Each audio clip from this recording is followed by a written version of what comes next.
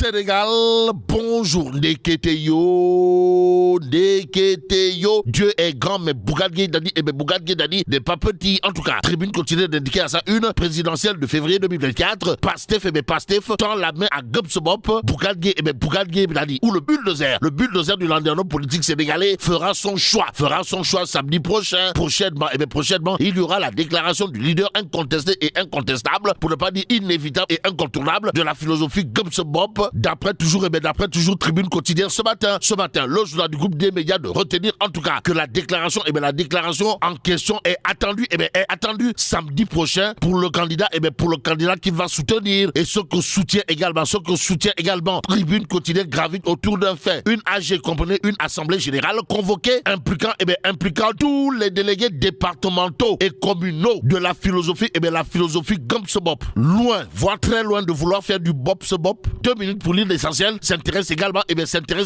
à l'éventualité d'un duo. De quoi s'agit-il exactement? Présidentiel, Bassirou, Bougane, le duo pour un duel de fuel. En attendant, retenons l'autre information, de 2 minutes pour lire l'essentiel à propos de la coalition John 2024. En tout cas, l'imam Ratib Mohamed Moustapha Diagne de la sidérurgie républicaine, bombardé, directeur de campagne du candidat Mahaman Boud Abdallah Dionne. Voilà ce qu'il a l'air de dire, au regard de cette actualité à lire à la une de 2 minutes pour lire l'essentiel, qui nous informe que l'imam Ratib Mohamed Moustapha Diagne a été élevé au rang de directeur de campagne du candidat Mahaman Boud Abdallah Dionne, présidentielle 2024, quand tu nous tiens. Et là, ce continue de révéler à sa une les contours d'une crise institutionnelle. Plénière aujourd'hui pour la mise en place de la commission d'enquête parlementaire visant 2 juges du Conseil constitutionnel. Au menu de l'actualité de l'As quotidien ce matin, le journal en tout cas d'informer les députés de l'APR et ceux du Parti démocratique sénégalais vont voter la motion. Le procureur ignore la plainte du juge Cheikh Diaye, défendu par des avocats de Sonko. Aussi, l'As quotidien de nous informer qu'on se dirige vers le refus des juges constitutionnels de déférer devant la commission. Que dire d'autre sinon des récalés demandent au président de prendre ses responsabilités. D'après toujours l'As quotidien dans le journal, on peut lire également à la suite de leur sortie d'avant hier, le PDS descend totalement, pour ne pas dire complètement, et voire carrément les 7 sages Limba Diamal. Sud quotidien pour sa part de révéler mise en place ou non d'une commission d'enquête parlementaire contre des membres du Conseil constitutionnel. Mercredi de vérité, en vérité des vérités, avec le docteur Elhadj Omar Diop de l'université Cheikh Anta Diop de Dakar, qui dans Sud Quotidien explique que l'Assemblée nationale n'a aucune prérogative pour enquêter sur les décisions du Conseil constitutionnel. Car cela ne tienne d'après cette fois Besbi le jour. Ce jour, en tout cas, le journal d'indiqué Benno PDS entre commission d'enquête et consigne de vote pour la présidentielle. L'arme de l'abstention.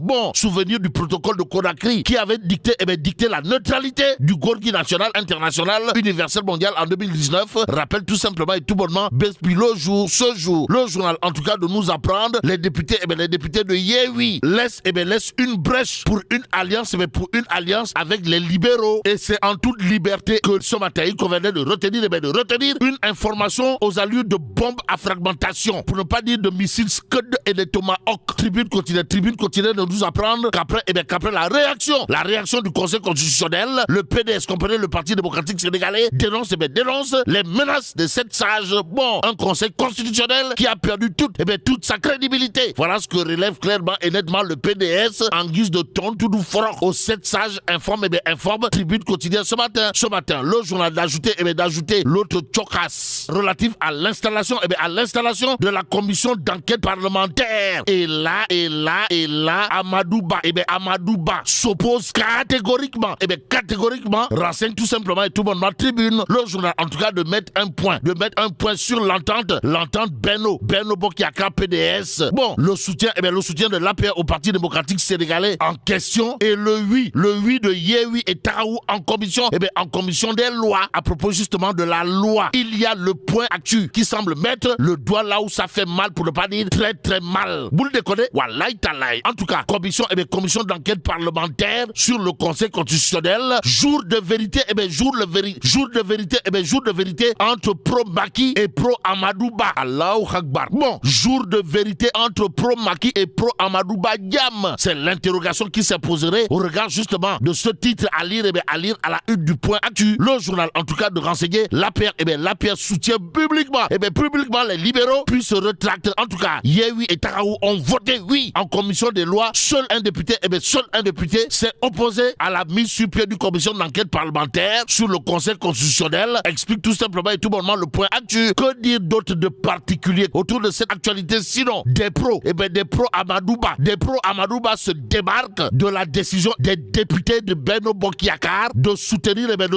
l'action du PDS comme l'a indiqué clairement et nettement Macky Sall. D'où l'intérêt de l'interrogation, de l'interrogation du Point Actu, à savoir quelles conséquences si la résolution, passe. Bon, ça passe ou ça casse. Voilà en tout cas, ce qu'on peut retenir, de l'actualité autour de la présidentielle de 2024. Et là, le Point Actu, de nous renseigner que le collectif des 49 candidats spoliés demande Raki Tak Taf Taf et Johnny, pour ne pas dire Souket Bouket, voire Keng, Legi. Le retrait du parrainage citoyen. À côté de cette actualité, il y a justement une information dans le Point Actu autour de la tenue de l'élection présidentielle sans Karim Wade. Et là, retenons tout simplement et tout bonnement que le Parti démocratique sénégalais dit niet, moukou, jamais 203. Et c'est enquête quotidienne qui parle de commission d'enquête parlementaire. En tout cas, la survie des blocs en jeu. C'est le titre de enquête. Le journal de chercher à savoir, histoire de faire savoir, va-t-on assister